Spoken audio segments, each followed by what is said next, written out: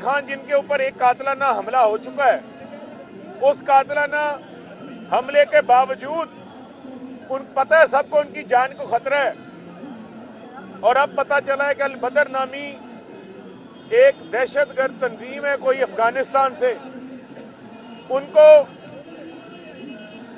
जिन लोगों ने पहले इमरान खान के ऊपर कत्ल की मंसूबा साजी की थी, उन्हीं लोगों ने प्लान सी बना लिया है और इमरान खान के ऊपर हमला करवाना चाहते हैं। और आज के आज ही खैबर पख्तूनख्वा की सिक्योरिटी जो यहां मौजूद थी वो उनसे विड्रॉ कर ली गई।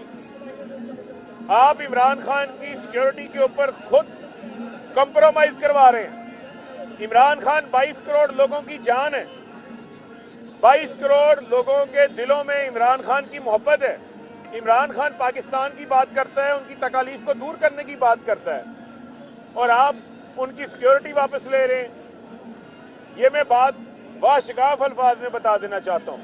अगर इमरान खान की जान को कुछ हुआ तो जिम्मेदार आप लोग होंगे। और ये भी बता देना चाहता हूं कि इससे आप मुल्क का वो नुकसान पहुंचाएंगे जो पाकिस्तान को आज तक उसका दुश्मन भी वो नुकसान नहीं पहुंचा सका।